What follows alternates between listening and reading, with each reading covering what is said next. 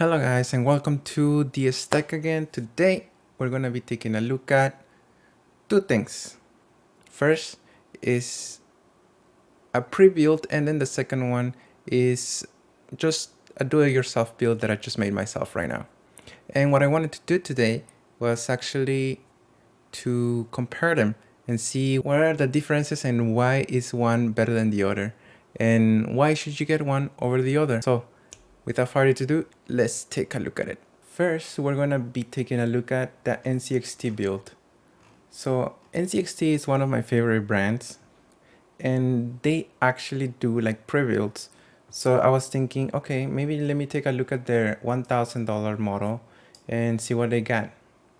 So I was thinking, okay, so they have, of course, the really nice case that I fell in love with since the first time I looked at it. Very nice case. But aside from the case, let's take a look at what else it has. So as they say here, it has an Intel processor, 6 cores, 2.9 Hertz, a little bit low. It also has 1660 Ti NVIDIA, a little bit also on the low end for the graphics card. I'm not sure what they're aiming with this build, but either way, still low end for the graphics card. You could go a little bit better, I believe. On the RAM, 2 8 gigabytes, 16 total at 32 megahertz. That's actually fine also. And I don't know why they have a very big storage in here, and it's just one storage. Yeah, I'm not sure about this, but anyways, let's keep taking a look at it. So no RGB, okay, that's fine. Wi-Fi, Bluetooth, VR ready and stream ready. Okay, I guess VR ready and stream ready because of the 1660 Ti. So that is fine. Okay, so let's take a deeper look into this.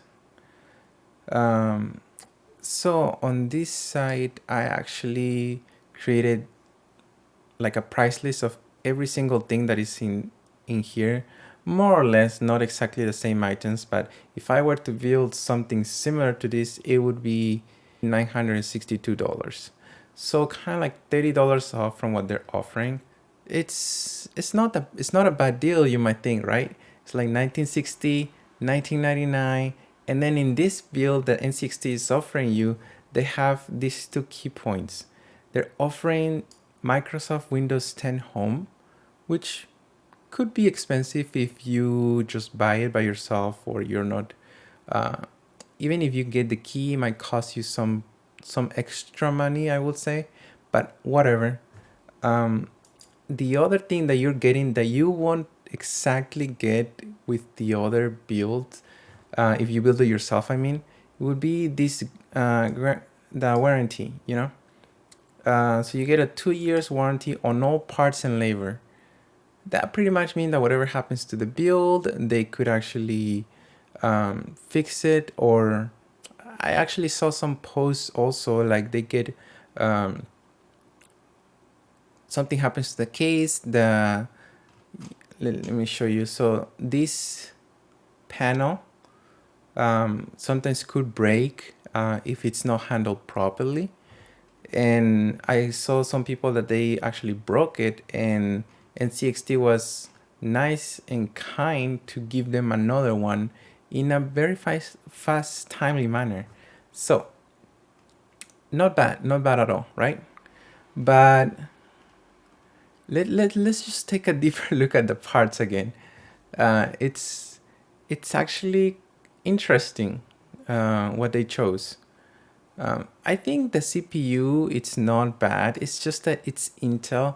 Right now, Intel is not doing that great. I mean, before Intel was like a very solid CPU, and it still is. But the fact that there's something much better for a better price altogether that you can get, I mean, it's just not making too much sense. Why you should get an Intel processor. But anyways, let's just continue. Aside from the processor, you have to also buy the cooler because the processor doesn't come with a cooler. So that's some extra money that you have to put in. Okay, now let's take a look at this motherboard. This motherboard is just a little extra to in my opinion. You can definitely get a cheaper motherboard. Of course, maybe it won't carry Wi-Fi. If some motherboards don't carry Wi-Fi and they cost much cheaper than $153. Yeah, I mean those are like some ups and downs. This motherboard is very solid either way, but spend $153 for a motherboard that I don't know. It just seems a little too weird to me. I mean, okay, let's just keep taking a look at this. As I said, the memory is fine. They chose 16 gigabytes, DDR4, 3200 speed, fine. Now this is the part that kind of like bothers me the most, which is the 1 terabyte M.2 NVMe drive that they have in here. Why in the heck would you need a 1 terabyte SSD drive? I mean, are you really going to be using like a 1 terabyte at that speed? Like, do you need that much speed on your drive all the time? I mean, mostly what you're going to be storing in here would be like pictures or files that you won't see all the time, right?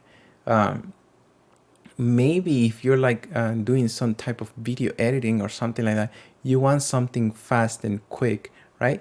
So sure, you could get this, but I mean, 1 terabyte, you could just get a you could get like a 500 gigabytes like M.2.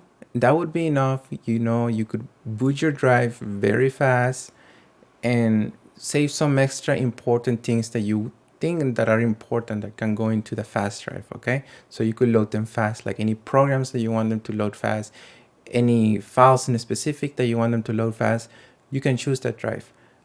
And then 500 gigabytes will be enough for some time, of course, but eventually you can just like buy a portable like SSD, and same thing, you know, if you need it, you can buy that extra.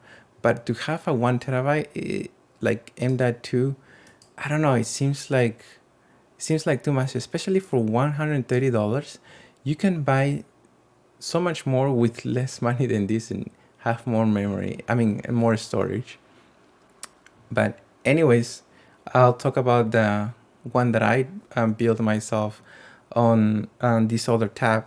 But let's continue with the graphics card. Okay, then we have this graphics card.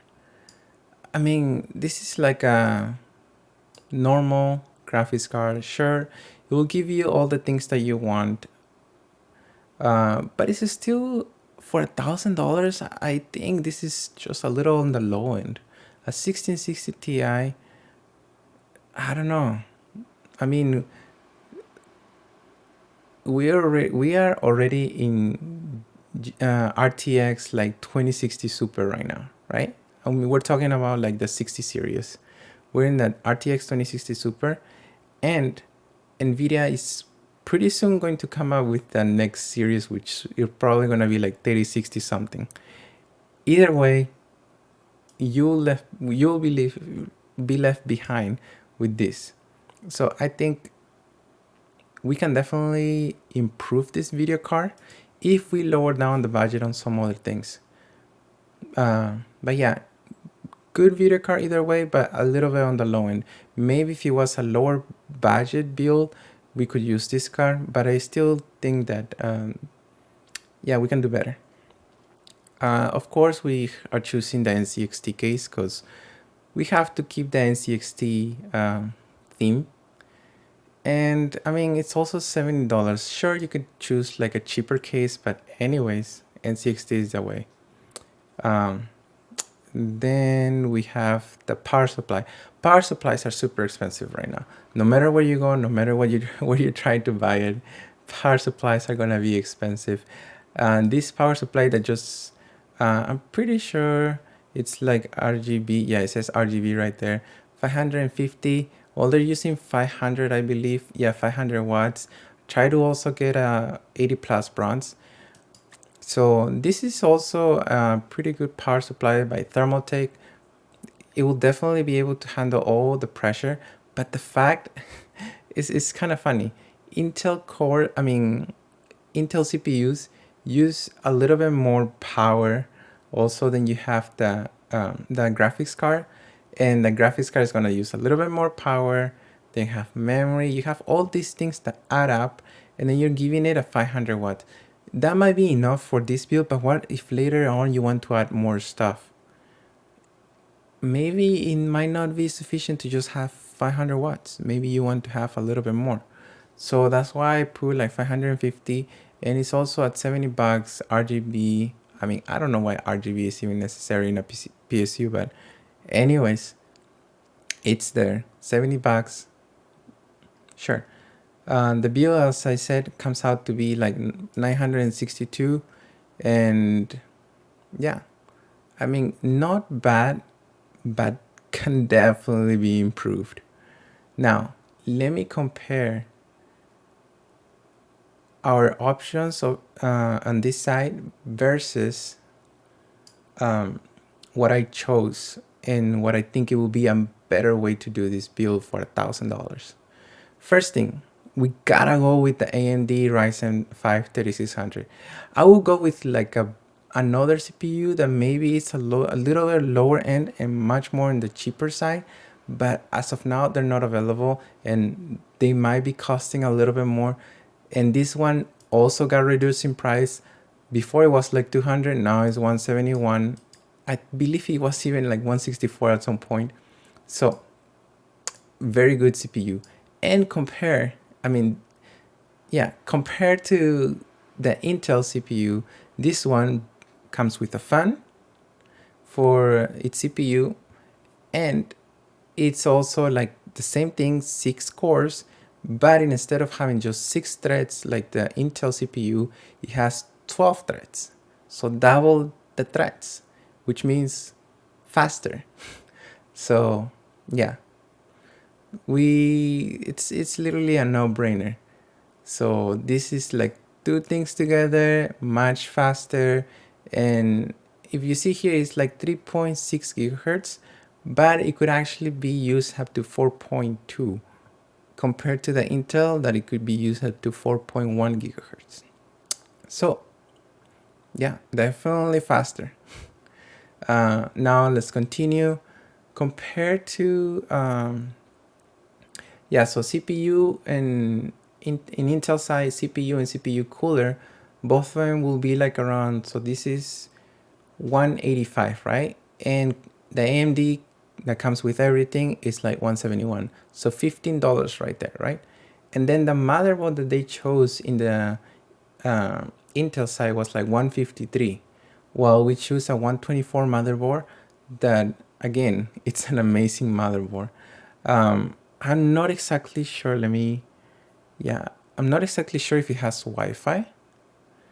I could double check and I'll probably just post it also. But either way, amazing motherboard. Just definitely check it out, and at a much cheaper price. So these ones,